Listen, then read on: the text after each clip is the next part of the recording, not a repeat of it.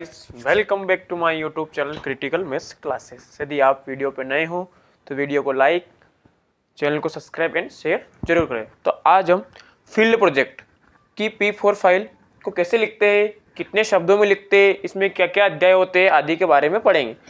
तो जो P4 file होती है हमें 5000 शब्दों में लिखनी होती है। ये जो होती है P1, P2, P3 जो हमने इसमें लिखा है इन तीनों में, उसका थोड़ा थोड़ा विस्तृत रूप में करके लिखना P4 में लिखना है हमें। तो P4 में जो है सबसे पहला अध्याय 1 होता है, उसके बाद क्या होता है अध्याय 2 और अध्याय 3। अध्याय 1 में 4 पॉइंट होते हैं। सबसे पहला पॉइंट क्या होता है परियोजना कार्य का परिचय एवं क्षेत्र। दूसरा पॉइंट होता है साहित्य समीक्षा और तीसरा पॉइंट होता है कार्य की परियोजना और चौथा पॉइंट होता है कार्य का विभाजन। तो इस प्रकार हम अध्याय 1 को पूरा करते हैं। तो देखते हैं हम अध्याय 1 को। जैसे हमारा जो परियोजना कार्य है इसका टॉपिक है ग्राम पंचायत। तो इसमें परियोजना कार्य हमने कहाँ कहाँ से जानकारी एकत्रित की है, कौन कौन सी जानकारी आदि के बारे में हमने लिखा इसमें। तो इस परियोजना कार्य परिचय क्षेत्र में आप इतनी जानकारी लिख सकते हैं जैसे कि हमने लिख रखी है PDF फाइल में, आप देख सकते हैं। जैसे मेन जो पॉइंट होते हैं, जैसे पंचायत की शुरुआत कब हुई, कौन कौन से अधिनियम के तहत पंचायत को स्वीकारा गया, अदर राज्यों में ग्राम पंचायत को क्या क्या बोला जाता है आदि के बारे में हमने इस PDF फाइल में लिखा है। तो जैसे गुजरात में ग्राम पंचायत को ग्राम या नगर पंचायत भी बोलते हैं, तमिलनाडु में विलेज अथवा टोकन पंचायत भी बोलते हैं, केरल में पंचायत बोलते हैं, कर्नाटक में भी क्या बोलते हैं पंचायत, और जो बिहार होती है वहाँ बोलते हैं पंचायत की कार्यकारी समिति। फिर जो 73वां संशोधन हुआ था संविधान में, उसके अंतर्गत ग्राम पंचायत के क्या क्या कार्य हो सकते हैं आदि के बारे में हमने वर्णन किया नीचे। जैसे कृषि, जिसके अंतर्गत कृषि विस्तार भी है, भूमि सुधार, मृदा संरक्षण, पशुपालन, दुग्ध उद्योग, मत्स्य उद्योग, सामाजिक वनोद्योग एवं कार्य वनोद्योग, लघु वन उत्पाद, खाद्य, ग्राम कुटीर उद्योग आदि के बारे में हमने जानकारी लिखी। जैसे ग्राम विकास योजनाएं जो मतलब 1973 में जो संविधान का संशोधन 1993 में हुआ था, 73वां संशोधन, उसके अनुसार। उसके बाद ग्राम पंचायत का गठन,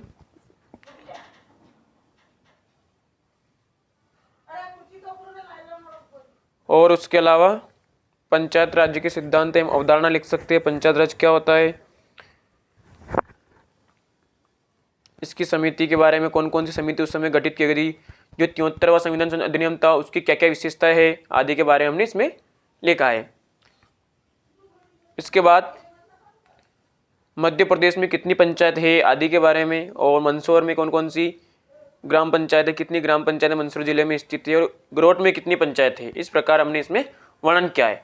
अब इसका जो तीसरा पॉइंट आता है, क्या आता है पृष्ठभूमि यानी कि साहित्य समीक्षा।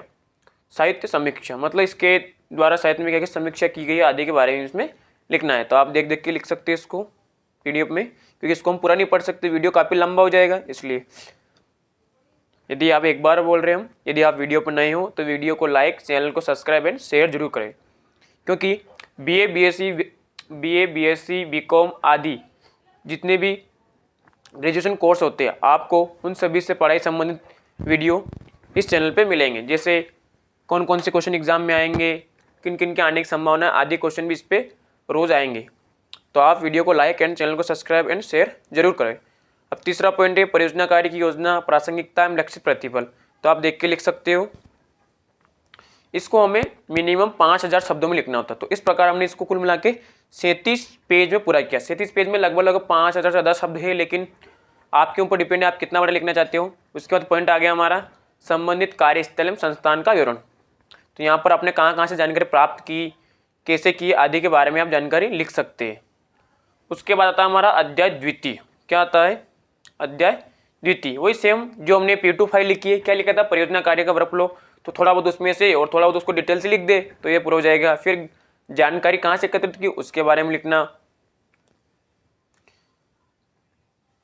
फिर विश्लेषण की प्रविधि, कौन कौन सी जानकारी हमने कहाँ कहाँ से प्राप्त की आदि के बारे में इसमें हम लिख सकते हैं। अध्याय तृतीय, इससे हमें क्या निष्कर्ष प्राप्त हुआ, ये जो हमने परियोजना कार्य बनाया है इससे हमें क्या क्या निष्कर्ष प्राप्त हुए, क्या क्या विश्लेषण किया है आदि के बारे में इसमें अपने को लिखना है। उसके बाद परियोजना कार्य, जो हमने परियोजना कार्य है उसमें हमें कौन कौन सी चुनौतियों या परेशानियों का सामना करना पड़ा उसके बारे में इस पॉइंट में लिखना है। उसके बाद निष्कर्ष के आधार पर अनुशंसाएं, आपको क्या इसमें कमी लग रही है, आपके अनुसार ग्राम पंचायत के विकास में हम और क्या योगदान कर सकते हैं या क्या क्या आप नए नियम लागू कर सकते हैं आदि के बारे में इस पर आप लिख सकते हैं। ठीक है गाइस, इस प्रकार ये हमारा P4 कंप्लीट हो चुकी है। और इसके अलावा लास्ट में पॉइंट है संदर्भ सूची। आपने जो जानकारी लिखी है इसमें, ये आपने कहाँ कहाँ से लिखी है। जैसे हमने गूगल से सर्च करके लिखा, इंटरनेट से, ग्राम पंचायत से, जनपद पंचायत के कुछ सदस्यों से आदि की जो जानकारी हमने वहाँ से प्राप्त की, तो आप इसमें उस पॉइंट को लिख सकते हैं। तो इस प्रकार जो है हमारा ग्राम पंचायत का P4 फाइल भी कंप्लीट हो चुकी है। तो आप भी इस फाइल को देख के अपनी P4 फाइल कंप्लीट कर सकते हो। यदि आपको PDF फाइल चाहिए तो कमेंट बॉक्स में कमेंट करें,